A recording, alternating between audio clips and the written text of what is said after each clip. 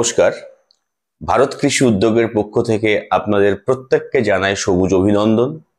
আশা করি আপনারা সবাই সুস্থ আছেন এবং ভালো আছেন, এবং আমি আরো আশা করি যে আপনারা প্রত্যেকে ভারত কৃষি উদ্যোগকে আপনাদের পরিবারের অন্তর্ভুক্ত করেছেন।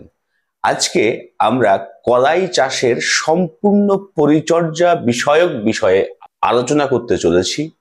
গ্রীষ্মকালীন কলাই চাষ আপনারা কিভাবে সম্পূর্ণ করবেন, অর্থাৎ জমি প্রস্তুত থেকে শুরু করে ফসল কাটাই পর্যন্ত এর কি পরিচর্যা আছে, এবং আমরা কিভাবে আমাদের এই গ্রীষ্মকালীন কলাই চাষকে সমৃদ্ধশালী করতে পারবো, আজকে আমরা মূলত সেই বিষয় নিয়ে আলোচনা করব।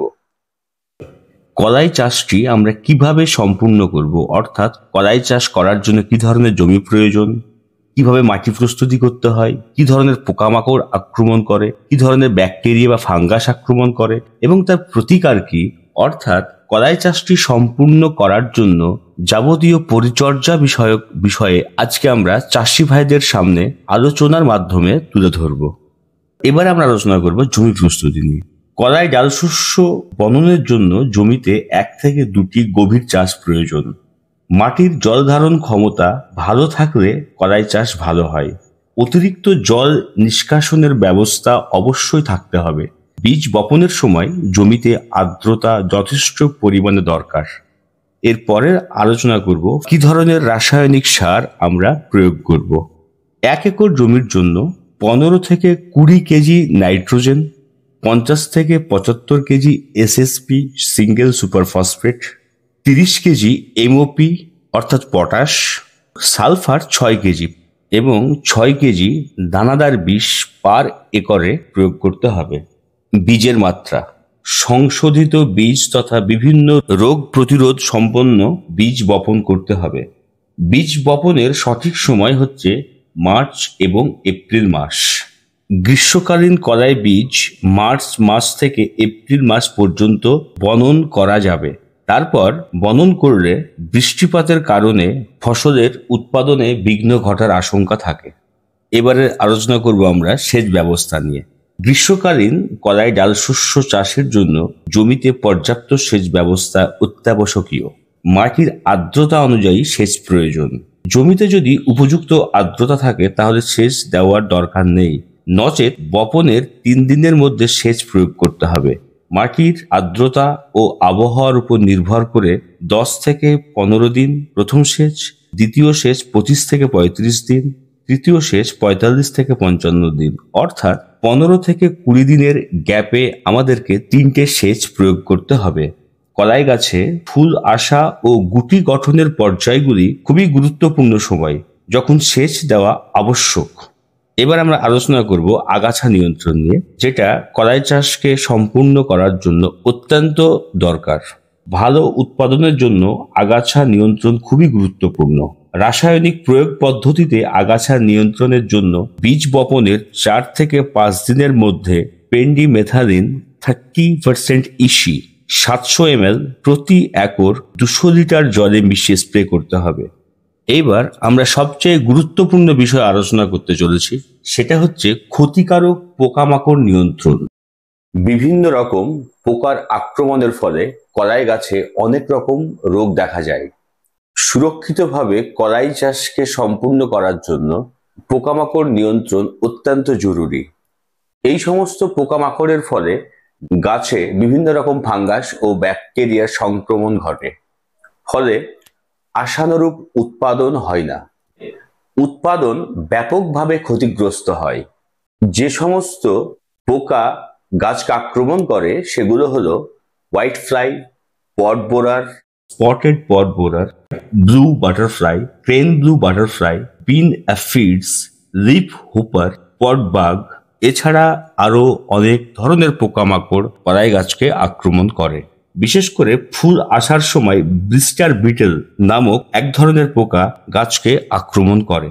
যৎ সামান্য পরিচর্যা নিলেই সমস্ত পোকা ও মাকড়ের হাত থেকে সম্পূর্ণ নিরাপদ ও সুরক্ষিতভাবে কলাই চাষটিকে সম্পূর্ণ করতে আমরা সক্ষম হব। সমস্ত রকমের বোরার বা শুটি পোকা যেগুলো আমাদের কলাই গাছকে মারাত্মকভাবে আক্রমণ করে এবং গাছ সেখান থেকে ক্ষতিগ্রস্ত হয়, এই সমস্ত মারাত্মক ধরনের পোকামাকড়ের হাত থেকে গাছকে সম্পূর্ণভাবে নিয়ন্ত্রণ করার জন্য যে সমস্ত রাসায়নিক কীটনাশক আমাদেরকে স্প্রে করতে হবে সেগুলো হলো ইন্ডক্সকার্ভ। ইন্ডক্সকার্ভ বিভিন্ন ধরনের হোয়াইট ফ্লাই থেকে শুরু করে পড borer, blue butterfly, leaf Hooper, বিন এফিডস, এছাড়াও অন্যান্য পোকার যে আক্রমণ সেখান থেকে গাছকে কিন্তু সম্পূর্ণ সুরক্ষা দিতে সক্ষম। ইন্ডক্সকার্ভ 15.8% এসি 150 ml প্রতি একর জমিতে, অথবা methyl demeton 25% EC 250 ml per acre, অথবা মোনোক্রোটোফস 30% এসএল, অথবা কুইনালফস 25% ইসি ক্রমাগত 10 থেকে 12 দিনের ব্যবধানে 3 থেকে 4 বার স্প্রে অত্যন্ত জরুরি।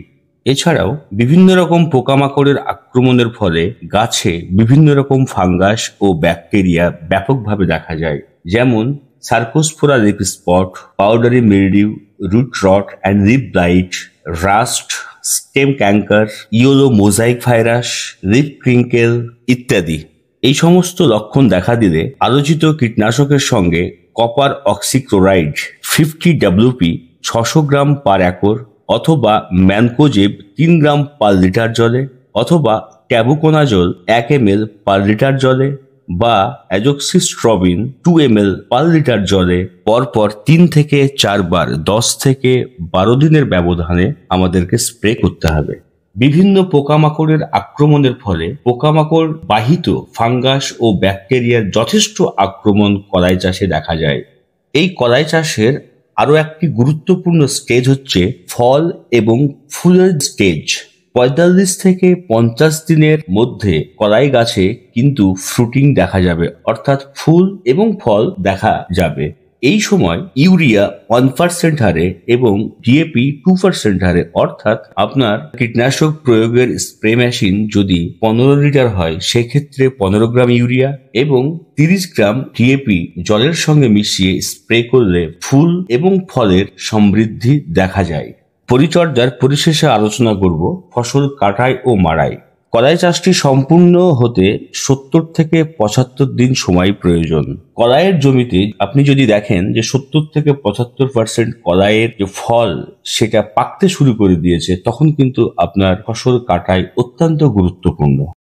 পরিশেষে সমস্ত কৃষক সমাজকে আমার এই ভিডিওর মাধ্যমে বার্তা দিতে চাইছি, আপনারা সঠিক পদ্ধতি মেনে আবাদ করুন এবং আবাদের যে সুফল বা আবাদের যে উৎপাদন, সে উৎপাদনে আপনারা ব্যাপকভাবে সমৃদ্ধি ঘটান। আজকে উন্নত বিশ্বে, অর্থাৎ যখন কৃষির সঙ্গে বিজ্ঞান ও প্রযুক্তি একসঙ্গে মিশে গিয়ে কৃষিকে একটা অভিনব বিপ্লব দিতে চলেছে, সেই সময় আমরা যদি বৈজ্ঞানিক পদ্ধতিগতভাবে চাষের পদ্ধতি সমূহকে অবলম্বন করি বা মেনে চলি, আমরা নিশ্চিত যে আপনার উৎপাদন সমৃদ্ধশালী হবেই। সুতরাং আমরা আরো নিশ্চিত পাট চাষের যে হাড় ভাঙা পরিশ্রম তথা সঠিক মূল্য না পাওয়ার যে অন্তরায়, সেই দৃষ্টিকোণ থেকে আমরা যদি দেখি, কলাই চাষ কিন্তু একটা অত্যন্ত লাভজনক ফসল হিসাবে সমগ্র পশ্চিমবঙ্গ তথা দেশের কৃষক সমাজের কাছে একটি আশীর্বাদ হয়ে আসতে পারে। আপনারা ভারত কৃষি উদ্যোগকে সুযোগ দিন, আপনাদের ফসলের উৎপাদনকে সমৃদ্ধশালী করুন এবং আপনাদের আর্থিক সমৃদ্ধি ঘটান। আমাদের ভারত কৃষি উদ্যোগের এই পেজটি আপনারা প্রত্যেকে ফলো করুন, সাবস্ক্রাইব করুন এবং বেশি বেশি করে শেয়ার করুন, যেন আপনার একটি মেসেজে আমার আর এক কৃষক ভাইয়ের পরিবারে হাসির জোয়ার নেমে আসে। আপনারা ভালো থাকুন, সপরিবারে সুস্থ থাকুন এবং আমাদের খুব তাড়াতাড়ি দেখা হচ্ছে এর পরের ভিডিওতে। চলুন আমরা একসঙ্গে ভারত কৃষি উদ্যোগকে সঙ্গে নিয়ে কৃষিতে একটি সবুজ বিপ্লব নিয়ে আসি।